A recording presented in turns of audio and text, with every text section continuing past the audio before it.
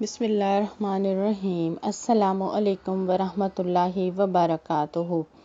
آج ہم انشاءاللہ سورۃ نور کی تفسیر آیت نمبر 27 سے سٹارٹ کریں گے، لیکن اس سے پہلے ہم آیت نمبر 1 کا ترجمہ ریوائز کر لیتے ہیں، جس میں اللہ تعالیٰ نے فرمایا، یہ ایک سورت ہے جس کو ہم نے نازل کیا ہے اور اسے ہم نے فرض کیا ہے اور اس میں ہم نے صاف صاف ہدایات نازل کی ہیں۔ یعنی اللہ تعالیٰ نے آیت نمبر 1 میں ہی واضح کر دیا ہے کہ جو بھی احکامات سورۃ نور میں آئیں گے آگے، وہ تمام ہمارے لیے فرائض کا درجہ رکھتے ہیں، اور اللہ تعالیٰ ہی سب سے بہتر جانتا ہے کہ کون سی چیز ہمارے لیے نقصان دہ ہے اور کن باتوں پر عمل کر کے ہم اپنی زندگیوں کو پرسکون بنا سکتے ہیں۔ اب آیت نمبر 27 کا ترجمہ ہے، اے لوگو جو ایمان لائے ہو، اپنے گھروں کے سوا دوسرے گھروں میں داخل نہ ہوا کرو جب تک کہ گھر والوں کی رضا نہ لے لو اور گھر والوں پر سلام نہ بھیج لو۔ اس میں اللہ تعالیٰ نے تمام ایمان والوں سے مخاطب کیا ہے۔ اس سے پہلے گھروں میں اجازت لے کر داخل ہونے کا حکم آ چکا ہے، اور وہ ہے سورۃ احزاب میں۔ سورۃ احزاب سورۃ نور سے 1 سال پہلے نازل ہوئی تھی، لیکن سورۃ احزاب میں اس حکم کا جو دائرہ تھا وہ صرف رسول اللہ صلی اللہ علیہ وسلم تک محدود تھا، مگر اس حکم کے ذریعے اسے تمام گھروں تک پھیلا دیا گیا ہے اور اللہ تعالیٰ نے تمام ایمان والوں سے مخاطب کیا ہے، یعنی کہ اس ادب پر عمل کرنا یا اس ادب کی پابندی ایمان کا حصہ قرار دی گئی ہے۔ اب اس میں اللہ تعالیٰ نے کیا فرمایا ہے کہ اپنے گھروں کے سوا دوسرے گھروں میں داخل نہ ہوا کرو۔ اس آیت کے شان نزول میں ایک روایت آتی ہے کہ ایک انصار خاتون آپ صلی اللہ علیہ وسلم کے پاس حاضر ہوئی اور کہا کہ کبھی میں گھر میں ایسی حالت میں ہوتی ہوں کہ میں نہیں چاہتی کہ کوئی مجھے اس حالت میں دیکھے، کبھی میرے والد آ جاتے ہیں اور کبھی کوئی اور مرد اہل خانہ میں سے آ جاتا ہے، تو میرے لیے کیا حکم ہے، میں کیا کروں؟ تو پھر اس وقت یہ آیات نازل ہوئی تھی۔ اب اس آیت میں بیوتن کا لفظ آیا ہے۔ بیوتن کا مطلب ہے کہ اپنے گھر۔ تو اس کے مفہوم میں کون کون سے گھر شامل ہیں، یعنی اپنے گھر سے مراد کون سا گھر ہے؟ اپنے گھر سے مراد صرف وہ گھر ہے جہاں پر اس کی بیوی رہتی ہو، یعنی یہی وہ گھر ہے جہاں پر شوہر ہر وقت بلا جھجک اور بلا اجازت داخل ہو سکتا ہے، یعنی وہاں پر داخل ہونے کے لیے اجازت کی ضرورت نہیں ہے، لیکن مستحب اور طریقے سنت یہی ہے کہ وہاں بھی اچانک بغیر اطلاع کے اندر نہ جائے، بلکہ داخل ہونے سے پہلے اپنے پاؤں کی آہٹ سے یا کھنکار یا کسی وجہ سے ہی وہ اندر والوں کو اپنے داخلے کے لیے باخبر کر دے اور اس کے بعد داخل ہو۔ اس کے علاوہ اپنی ماں کے گھر میں، بیٹیوں کے گھروں میں اور بہنوں کے گھروں میں داخل ہونے کے لیے اجازت کی ضرورت ہے۔ علاء بن سیار کہتے ہیں کہ ایک شخص نے رسول اللہ صلی اللہ علیہ وسلم سے پوچھا، کیا میں گھر جاتے وقت اپنی ماں سے بھی اجازت مانگوں؟ آپ صلی اللہ علیہ وسلم نے فرمایا کہ ہاں۔ تو انہوں نے کہا کہ میں تو اس کے ساتھ رہتا ہوں، پھر بھی میں اجازت مانگوں داخل ہونے کے لیے؟ میں تو ان کی خدمت کرتا ہوں۔ تو آپ صلی اللہ علیہ وسلم نے فرمایا، پھر بھی اجازت لے کے داخل ہو۔ تو کیا اس بات کو پسند کرتا ہے کہ تو اپنی ماں کو برہنہ دیکھے؟ وہ کہنے لگا کہ نہیں۔ تو آپ صلی اللہ علیہ وسلم نے فرمایا، تو پھر اجازت لے کر جایا کرو۔ اس آیت میں لفظ تستانسو استعمال ہوا ہے، اور تستانسو کا کیا مطلب ہے؟ انس لینا، یعنی کہ اپنے سے مانوس کر لینا، یعنی کوئی بھی ایسا کام کرنا جس سے جو گھر والے ہیں، صاحب خانہ ہیں، ان کو پتہ چل جائے کہ دروازے پر فلاں شخص کھڑا ہے اور اندر آنے کی اجازت طلب کر رہا ہے۔ اور تستانسو میں بنیادی طور پر 2 چیزیں آتی ہیں۔ نمبر 1، گھر والوں کو اپنا تعارف کروانا، اور دوسرا کیا ہے کہ گھر والوں کا بھی تعارف حاصل کرنا۔ اب اس کے بارے میں مستند احمد کی روایت ہے، صحابہ کرام نے عرض کیا، یا رسول اللہ، سلام کرنا تو ہم جانتے ہیں، لیکن یہ استئناس کیا ہے جو سلام سے پہلے ہے؟ تو آپ صلی اللہ علیہ وسلم نے فرمایا، الحمدللہ کہنا، اللہ اکبر کہنا، سبحان اللہ بلند آواز سے کہنا، یعنی کہ کھنگارنا یا دوسرے کے گھر میں داخل ہونے سے پہلے کوئی بھی ایسا کام کرنا جس سے گھر کے اہل خانہ کو پتہ چل جائے کہ دروازے پر فلاں شخص ہے اور وہ اندر آنے کی اجازت چاہ رہا ہے۔ ایسی تمام صورتیں جو ہیں وہ کس میں دستان سو کے مفہوم میں داخل ہیں۔ اور پھر جیسے ہی سامنا ہو تو اس کے بعد پھر سلام کرو، جیسے کہ آیت میں آتا ہے نا کہ گھر والوں کی رضا اس وقت تک داخل نہ ہو جب تک گھر والوں کی رضا نہ لے لو اور گھر والوں پر سلام نہ بھیج دو۔ تو یہاں پر ہمیں دو باتیں پتہ چلتی ہیں، ایک تو یہ ہے کہ اجازت طلب کرنا، ان سے انس لینا، انس طلب کرنا یا ان کو اطلاع دینا، اور دوسرا کیا ہے کہ گھر والوں کو سلام کرنا۔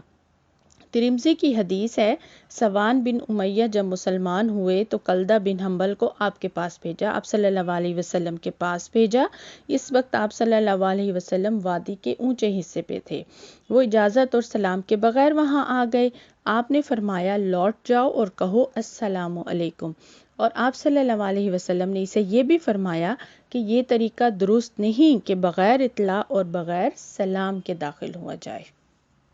یعنی یہ بات اجازت لینے کے مینرز میں آتی ہے، ایٹیکیٹس میں آتی ہے کہ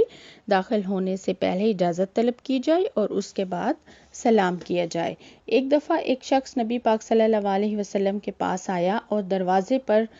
سے پکار کر کہنے لگا، کیا میں گھس آؤں؟ تو نبی پاک صلی اللہ علیہ وسلم نے اپنی لونڈی روزہ سے فرمایا، یہ شخص اجازت مانگنے کا طریقہ نہیں جانتا، ذرا اٹھ کر اسے بتا کہ یوں کہنا چاہیے السلام علیکم، اور پھر اس کے بعد یہ اجازت مانگے کہ کیا میں داخل ہو سکتا ہوں۔ یہ ابو داؤد کی روایت ہے۔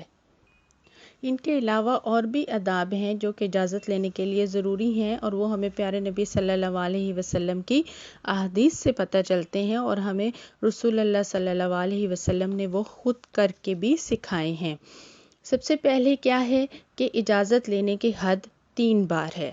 مطلب جب بھی کوئی کسی کے گھر پر جائے تو وہ 3 بار اجازت لے سکتا ہے، کیونکہ ممکن ہے کہ پہلی بار یا دوسری بار اجازت کی بات کو صاحب خانہ یا جو اندر موجود ہیں وہ نہ سن پائیں یا وہ اپنے کام میں بیزی ہوں، تو لہٰذا 3 بار اجازت لینے کا حکم دیا گیا ہے، اور پیارے نبی صلی اللہ علیہ وسلم کا بھی یہی طریقہ ہوتا تھا۔ ایک مرتبہ آپ صلی اللہ علیہ وسلم حضرت سعد بن عبادہ کے ہاں گئے اور السلام علیکم ورحمۃ اللہ کہہ کر 2 دفعہ اجازت طلب کی، مگر اندر سے جواب نہ آیا۔ تیسری مرتبہ جواب نہ ملنے پر آپ واپس آ گئے۔ حضرت سعد اندر سے دوڑ کر آئے اور عرض کیا، یا رسول اللہ صلی اللہ علیہ وسلم، میں آپ کی آواز سن رہا تھا، مگر میرا جی چاہتا تھا کہ آپ کی زبان مبارک سے میرے لیے جتنی بار بھی سلام و رحمت کی دعا نکل جائے اچھا ہے، اس لیے میں بہت آہستہ آہستہ جواب دیتا رہا۔ یہ ابو داؤد کی روایت ہے۔ اس کے بعد استئذان کے مسنون طریقے میں کون سا ادب آتا ہے کہ آدمی جب بھی جائے تو وہ اپنا نام بتا کر اجازت طلب کرے۔ ایک دفعہ ایک شخص نبی پاک صلی اللہ علیہ وسلم کے پاس حاضر ہوئے اور دروازہ کھٹکھٹایا۔ آپ صلی اللہ علیہ وسلم نے اندر سے پوچھا، کون ہے؟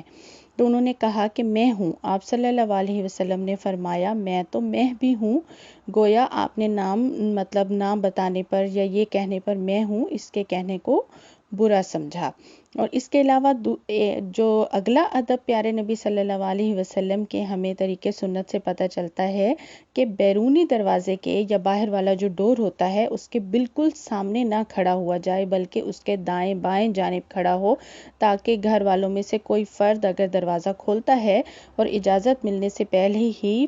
کیا ہے کہ جو ملنے کے لیے آیا ہے، جو گیسٹ ہے، اس کی نظر اندر تک یعنی گھر کے اندر تک نہ چلی جائے، جیسا کہ آپ صلی اللہ علیہ وسلم نے فرمایا کہ جب نگاہ اندر چلی گئی تو اذن کا مقصد ہی فوت ہو گیا۔ یہ ابو داؤد کی روایت ہے۔ ایک دفعہ ایک شخص نبی پاک صلی اللہ علیہ وسلم کے ہاں حاضر ہوا اور عین دروازے پر کھڑا ہو کر اجازت مانگنے لگا، تو پیارے نبی صلی اللہ علیہ وسلم نے فرمایا کہ پرے ہٹ کر کھڑے ہو، اجازت مانگنے کا حکم تو اسی لیے ہے کہ یہ نگاہ نہ پڑے۔ یعنی کہ حضور پاک صلی اللہ علیہ وسلم کا بھی یہی قاعدہ تھا، آپ کی عادت مبارک یہی تھی کہ جب بھی آپ کسی کے ہاں تشریف لے جاتے تو دروازے کے عین سامنے کھڑے نہ ہوتے تھے۔ یعنی نبی کریم صلی اللہ علیہ وسلم نے پرائیویسی کے اس حق کو صرف گھروں میں داخل ہونے تک محدود نہیں رکھا، بلکہ اس کی روح سے دوسروں کے گھروں میں جھانکنا، باہر سے نگاہ ڈالنا، ایون کہ کسی کے گھر آپ گئے ہیں اور اس کے کسی کوئی پرائیویٹ چیز وہاں پہ پڑی ہے یا کچھ بھی اس کا پڑا ہے، اس کو دیکھنا یا اس کو پڑھنے سے بھی منع فرمایا ہے۔ ابو داؤد کی روایت ہے کہ حضرت انس رضی اللہ تعالیٰ عنہ فرماتے ہیں، انہوں نے کہا کہ رسول اللہ صلی اللہ علیہ وسلم فرماتے ہیں کہ ایک شخص نے حضرت صلی اللہ علیہ وسلم کے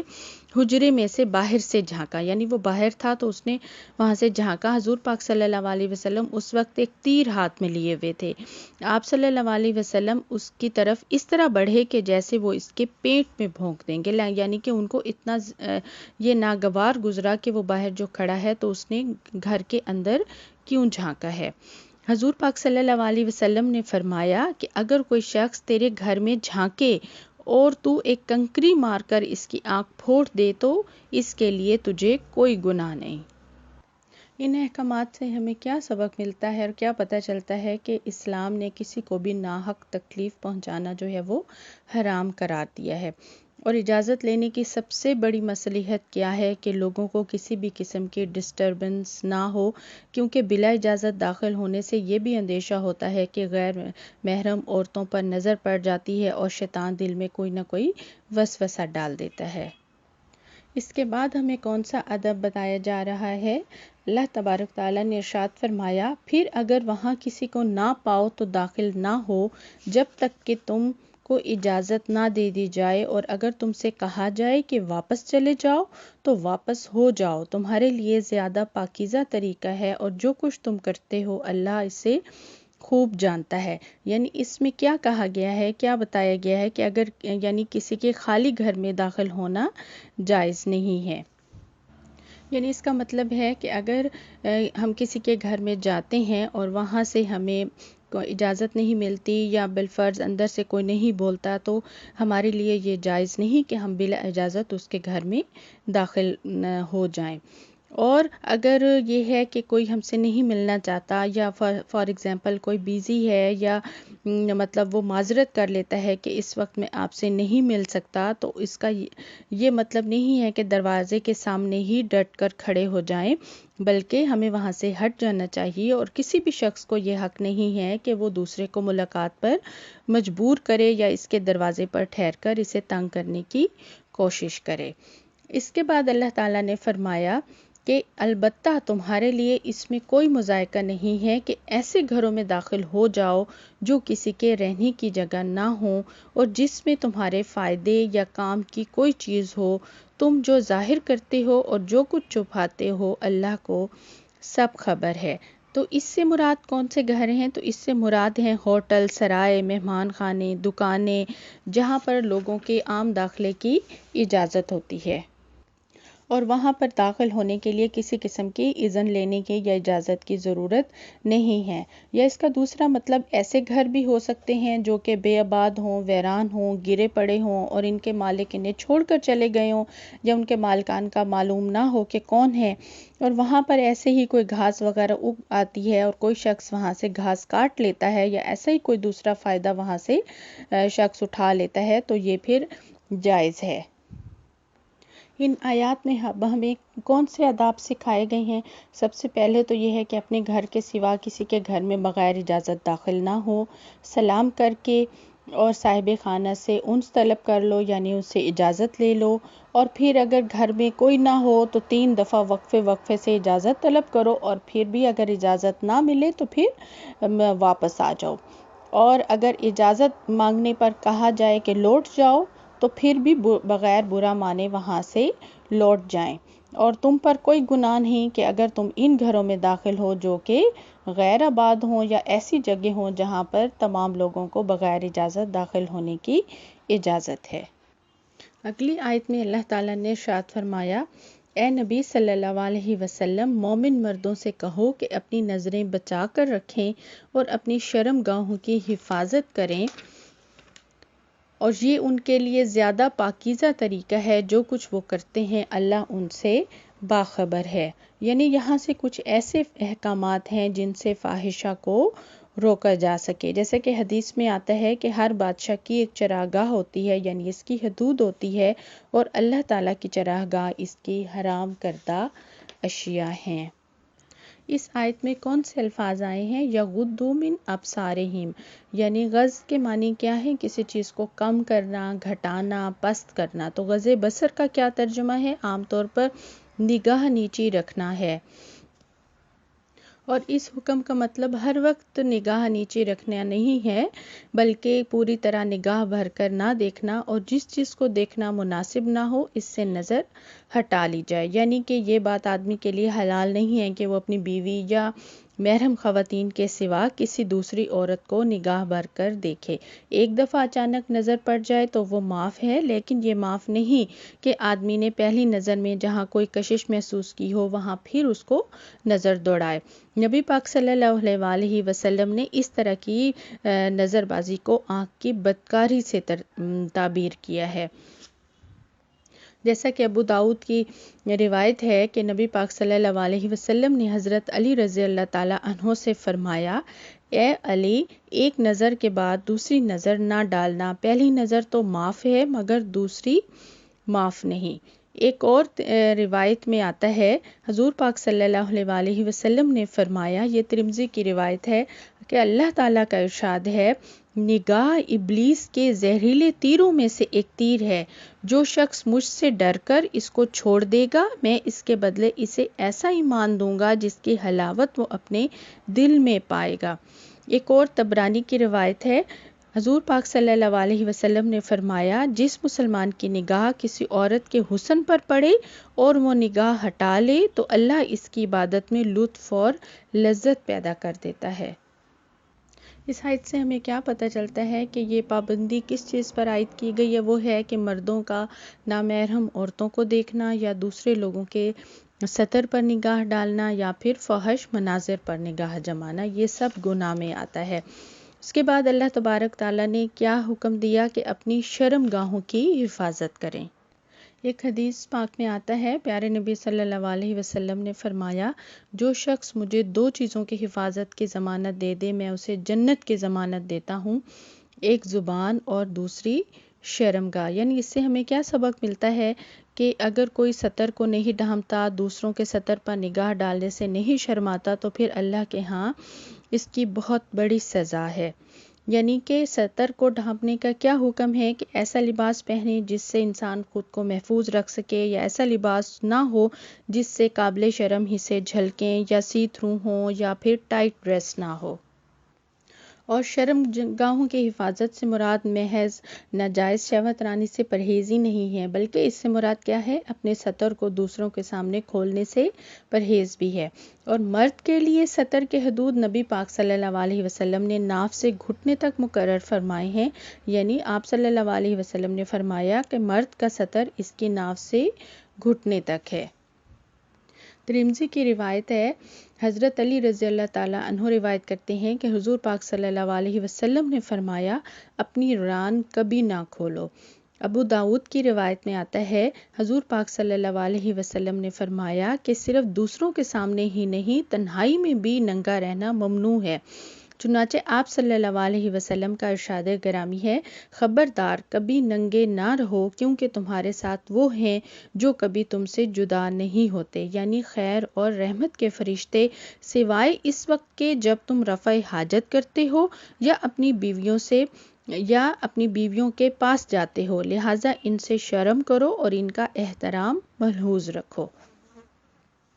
اس کے ساتھ اللہ تعالیٰ نے فرمایا کہ جو کچھ وہ کرتے ہیں اللہ ان سے باخبر رہتا ہے، یعنی کہ اللہ تعالیٰ تو 7 پردوں سے کے پیچھے بھی دیکھتا ہے، وہ ہمارے ہر بات سے، ہر کام سے، ہر خیال سے اور ہر عمل سے ہر وقت باخبر ہے۔ اگلی آیت میں آتا ہے، اور اے نبی صلی اللہ علیہ وسلم، مومن عورتوں سے کہہ دو کہ اپنی نظریں بچا کر رکھیں اور اپنی شرم گاہوں کی حفاظت کریں اور اپنا بناؤ سنگھار نہ دکھائیں۔ یہاں پر اس آیت مبارکہ سے اللہ تبارک تعالیٰ نے عورتوں کو الگ تاکید کی ہے اور عورتوں کو بہت ہی خوبصورت تاکید کی ہے، اور عورتوں کے لیے بھی غض بصر کے احکامات وہی ہیں جو مردوں کے لیے ہیں، یعنی انہیں قصداً غیر مردوں کو نہ ہی دیکھنا چاہیے، نگاہ پڑ جائے تو ہٹا دینی چاہیے، اور دوسروں کے سطر کو بھی دیکھنے سے پرہیز کرنا چاہیے۔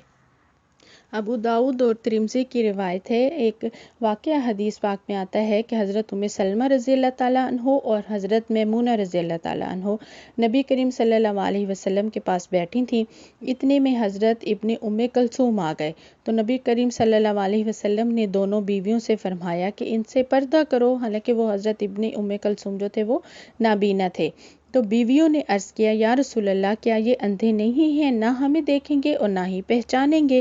تو پیارے نبی صلی اللہ علیہ وسلم نے فرمایا، کیا تم دونوں بھی اندھی ہو؟ کیا تم انہیں نہیں دیکھتی؟ تو حضرت ام سلمہ فرماتی ہیں کہ یہ واقعہ اس زمانے کا ہے جب پردے کا حکم آ چکا تھا۔ پھر اللہ تبارک تعالیٰ نے فرمایا کہ اپنی شرم گاہوں کی حفاظت کریں، یعنی کہ عورتوں کے لیے بھی وہی حکم ہے جو کہ مردوں کے لیے تھا کہ ناجائز شہوت رانی سے پرہیز کریں، اپنا سطر جو ہے وہ دوسروں کے سامنے کھولنے سے بھی پرہیز کریں، اور اپنے شرم گاہوں کی حفاظت کریں۔ اور عورت کا جو سطر ہے وہ ہاتھ اور منہ کے سوا اس کا پورا جسم ہے، اور عورت کے لیے عورت کے سطر کی حدود بھی وہی ہیں جو کہ مرد کے لیے مرد کے سطر کی حدود ہیں، یعنی کہ ناف اور گھٹنے کے درمیان کا حصہ، اور ان حصوں کو ڈھانکنا فرض ہے۔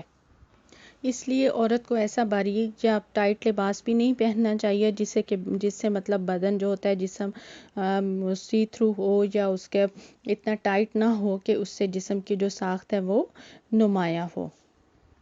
حضرت عائشہ رضی اللہ تعالیٰ عنہ سے روایت ہے کہ ایک دفعہ ان کے بھائی عبداللہ بن طفیل کے صاحبزادی آئی ہوئی تھیں، تو رسول اللہ صلی اللہ علیہ وسلم اس وقت گھر میں تشریف لائے، لیکن انہوں نے انہیں دیکھ کر منہ پھیر لیا۔ تو حضرت عائشہ نے عرض کیا، یا رسول اللہ صلی اللہ علیہ وسلم، یہ میری بھتیجی ہے۔ آپ صلی اللہ علیہ وسلم نے فرمایا، جب عورت بالغ ہو جائے تو اس کے لیے حلال نہیں کہ وہ ظاہر کرے اپنے منہ کے سوا اور اپنے ہاتھ کے سوا، یعنی منہ اور ہاتھ کی حد آپ نے خود اپنی کلائی پر ہاتھ رکھ کر اس طرح بتائی کہ آپ صلی اللہ علیہ وسلم کی مٹھی اور ہتھیلی کے درمیان صرف ایک مٹھی کی جگہ اور باقی تھی۔ اب اس کے بعد اللہ تبارک تعالیٰ نے ارشاد فرمایا کہ اپنا بناؤ سنگھار نہ دکھائیں بجز اس کے جو خود ظاہر ہو جائے، اور اپنے سینوں پر اپنی اوڑھنیوں کے آنچل ڈالے رکھیں، اور وہ اپنا بناؤ سنگھار نہ ظاہر کریں۔ تو زینت کا کیا مطلب ہے؟ زینت کا مطلب ہوتا ہے کسی چیز کو آراستہ کرنا، اس کو بیوٹیفائی کرنا، اس کو خوبصورت بنانا، اور قرآن پاک میں سورۃ اعراف میں زینت کا لفظ جو ہے وہ لباس کے لیے بھی آیا ہے، یعنی کہ ایسا لباس پہننا جو عورت اپنی زیبائش کے لیے، اپنی خوبصورتی کو بڑھانے کے لیے پہنتی ہے، یا وہ زیورات یا ایسی آرائش کرنا جو کہ خوبصورتی میں اضافے کا باعث بنے، وہ کیا کہلاتی ہے؟ زینت کہلاتی ہے۔ تو یہاں پر عورتوں کا زینت ظاہر کرنا مردوں کے لیے فتنے کا باعث بنتا ہے، اس لیے یہاں پر یہ کہا گیا ہے کہ وہ غیر مردوں کے سامنے اپنا بناؤ سنگار نہ دکھائیں۔ جیسے کہ میمونہ بن سعد رضی اللہ تعالیٰ عنہ کی روایت ہے کہ رسول اللہ صلی اللہ علیہ وسلم نے فرمایا، جو عورت آراستہ ہو کر نامحرموں میں اترا کر چلتی ہے، قیامت کے دن وہ مجسم میں تاریکی ہوگی جہاں نور کی کرن تک نہ ہو، یعنی ایسی عورت تک کوئی نور نہیں پہنچے گا۔ لیکن یہاں پر عورتوں کو زینت اپنانے سے منع نہیں کیا گیا، بلکہ اپنے شوہروں کے لیے زیب و زینت اختیار کرنے کی تاکید کی گئی ہے، لیکن غیر مردوں کے سامنے اس کو ظاہر کرنے سے یہاں پر منع کیا گیا ہے۔ آگے آتا ہے کہ لیکن جو خود ظاہر ہو جائے، یعنی وہ گناہ نہیں ہے، وہ معاف ہے، یعنی اس میں یہ نیت نہ ہو کہ اس کو خود ظاہر کیا جائے، یا اس میں شو آف کرنے کی نیت نہ ہو، یا اس میں اپنی کوشش شامل نہ ہو، اپنا ارادہ شامل نہ ہو، بلکہ جو خود ظاہر ہو جائے، یعنی کہ کام کاج کرتے ہوئے یا موومنٹ کرتے ہوئے، نقل و حرکت کرتے ہوئے جو چیزیں کھل جاتی ہیں، یا تیز ہوا سے برقع یا چادر جو ہوتی ہے وہ ہوا سے اڑ جائے تو اس سے اگر زینت اس سے ظاہر ہو جاتی ہے، یا عورت اگر کسی ضرورت سے باہر نکلتی ہے اور لین دین کے وقت ہتھیلیاں اور ہاتھ اور اس میں پہنی ہوئی رنگز جو ہیں وہ ظاہر ہو جاتی ہیں تو وہ پھر گناہ نہیں بلکہ وہ معاف ہے۔ لیکن اس میں پھر اس زینت کو ظاہر کرنے کے لیے نیت، ارادہ، شوق اور کوئی کوشش نہیں ہونی چاہیے۔ اس کے بعد اللہ تبارک تعالیٰ نے فرمایا اور وہ اپنے سینوں پر اپنی اوڑھنیوں کے آنچل ڈالے رکھیں۔ یہاں پر لفظ آیا ہے وَلْيَضْرِبْنَا۔ وَلْيَضْرِبْنَا کا کیا مطلب ہوتا ہے؟ ایک چیز کو دوسری چیز پر رکھنا یا ڈالنا، یعنی اس کو ڈھانپ دینا۔ پھر اس کے بعد آئی ہے بِخُمْرِهِنَّ۔ بِخُمْرِهِنَّ جو ہے وہ خمر اس میں جمع ہے، اور خمر کس کو کہتے ہیں؟ ڈھانپنے کو کہتے ہیں، اور یہاں خمار سے مراد وہ کپڑا ہے جس سے سر ڈھانکا جاتا ہے۔ اور جیوبہن کا لفظ جو ہے وہ جیب سے نکلا ہے، یعنی کہ جیب کا کیا مطلب ہوتا ہے؟ گریبان اور سینہ، یعنی کہ ایسا پورا کپڑا، یا آپ اس کو دوپٹہ کہہ سکتے ہیں یا اسکارف کہہ سکتے ہیں، جو کہ سر سے لے کے آگے پورے سینے تک کو ڈھانپ دے۔ اس میں زمانے جاہلیت میں کیا ہوتا تھا کہ عورتیں اپنے دوپٹے جو سر پر ڈال کر اس کے دونوں پلے جو ہوتے تھے وہ اپنی کمر پر ڈال دیا کرتی تھیں، تو سامنے سے گریبان اور سینے کا جو حصہ ہوتا تھا وہ کھلا رہتا تھا۔ اس طرح وہ اپنی حسن کا پھر مظاہرہ کرتی تھیں، لیکن وہ پھر سر کو کور کرتی تھیں، لیکن وہ کپڑا جو ہوتا تھا وہ پیچھے کمر پر ہوتا تھا، اس سے آگے جو سینہ ہوتا تھا اس سے کور نہیں ہوتا تھا۔ تو یہاں پر ہمارے لیے کیا حکم ہے کہ اپنے دوپٹوں کو ہم سر پر سے لے کے گریبان تک ڈال دیں، جس سے ہمارے سر، بال، کان، گردن اور سینہ اس سے سارا چھپ جائے۔ بخاری کی روایت ہے کہ ایک خاتون ام خلات کا لڑکا ایک جنگ میں شہید ہو گیا، تو وہ اس کے متعلق دریافت کرنے کے لیے نبی صلی اللہ علیہ وآلہ وسلم کے پاس آئیں، مگر اس حال میں وہ تھیں کہ ان کے چہرے پر نقاب پڑا ہوا تھا۔ تو بعض صحابہ کرام نے حیرت کے ساتھ کہا کہ اس وقت بھی تمہارے چہرے پر نقاب ہے؟ یعنی کہ بیٹے کی شہادت کی خبر سن کر تو ایک ماں کا جو ہوش ہی اڑ جاتا ہے، وہ اتنی پریشانی میں ہوتی ہے، تو تم اس اطمینان کے ساتھ باپردہ آئی ہو؟ تو جواب میں انہوں نے کیا کہا؟ وہ کہنے لگیں کہ میں نے بیٹا تو ضرور کھویا ہے، مگر اپنی حیا تو نہیں کھو دی۔ اس طرح حضرت عائشہ رضی اللہ تعالیٰ عنہ فرماتی ہیں کہ جب سورۃ نور کی یہ آیات پردے والی نازل ہوئی تھیں تو رسول اللہ صلی اللہ علیہ وسلم سے صحابہ کرام سن کر جب گھروں کی طرف پلٹے تو انہوں نے واپس جا کر پھر اپنی بیویوں کو، بیٹیوں کو، بہنوں کو یہ آیات سنائیں، تو انصار کی جو عورتیں تھیں ان میں سے کوئی بھی ایسی عورت نہ تھی جو کہ یہ الفاظ سن کر تو اپنی جگہ بیٹھی رہ گئی ہو۔ ہر کوئی اٹھا، اس نے اپنا کمر پٹا کھول کر، اور کسی نے چادر کو اٹھا کر فوراً اس کا دوپٹہ بنایا اور اوڑھ لیا۔ دوسرے روز صبح کے نماز کے وقت جتنی عورتیں مسجد نبوی میں حاضر ہوئیں سب دوپٹے اوڑھے ہوئے تھیں، اور حضرت عائشہ رضی اللہ تعالیٰ عنہ مزید اس کی تفصیل بتاتی ہیں کہ عورتوں نے باریک کپڑے چھوڑ کر اپنے موٹے موٹے کپڑے چھانٹے اور پھر ان کے دوپٹے بنا لیے۔ اس سے پہلے سورۃ احزاب میں بھی حجاب کا حکم آ چکا ہے، اور وہاں پر ورڈ آیا تھا جلباب، لیکن جلباب جو ہوتا ہے وہ ایسا حجاب ہوتا ہے جب گھر سے باہر ہم جائیں تو اس کے لیے وہ یوز کیا جاتا ہے۔ یہاں پر سورۃ نور میں جو بیسیکلی پردے کا حکم آیا ہے وہ ہے ستر، یعنی کہ ستر جو ہوتا ہے وہ گھر کے باہر بھی ہوتا ہے اور گھر کے اندر بھی ہوتا ہے، یعنی خواہ ہم گھر کے اندر ہوں یا گھر کے باہر ہوں، اور ہمارے گھر کے اندر نامحرم رشتہ دار آئیں، جیسے کوئی کزنز وغیرہ آتے ہیں، ایسی صورت میں ہم اپنی زینت کا اظہار نہ کریں۔ یعنی کہ یہ ستر کے جو احکامات ہیں وہ سورۃ نور میں ہیں، اور اس میں جلباب بھی آ جاتا ہے، اور جلباب جو ہوتا ہے وہ صرف اور صرف باہر جانے کے لیے جو حجاب استعمال ہوتا ہے اس کو کہتے ہیں۔ اس آیت میں اب عورتوں کے لیے کیا کیا احکامات ہیں؟ سب سے پہلے تو یہ ہے کہ وہ اپنی نظروں کی حفاظت کریں، دوسرا شرم گاہوں کی حفاظت کریں، تیسرا اپنا بناؤ سنگھار نہ دکھائیں، یعنی کہ غیر نامحرم مردوں کے سامنے زینت کر کے نہ جائیں۔ اس کے علاوہ اپنے سینوں پر اپنی اوڑھنیوں کے آنچل ڈالے رکھیں،